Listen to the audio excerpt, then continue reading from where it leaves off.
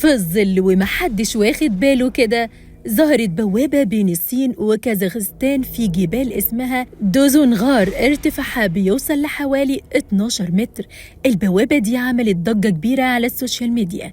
ناس قالت يمكن دي بوابة يأجوج ومأجوج اللي هيخرجوا منها، أو آثار من حضارة قديمة. بس العلماء وضحوا إن الموضوع طبيعي جدا، وإن الشكل ده نتيجة تعرية الصخور بعوامل الجو على مدار آلاف السنين.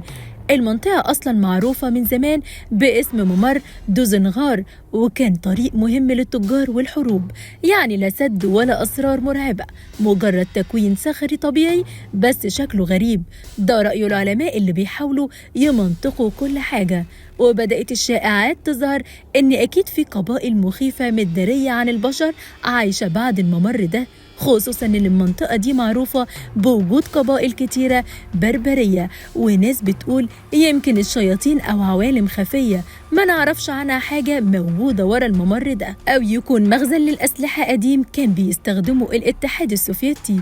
أيا كان الممر ده هيفضل غريب ومريب، ومحدش عارف، يمكن الأيام الجاية تكشف سر أخطر مما نتخيل.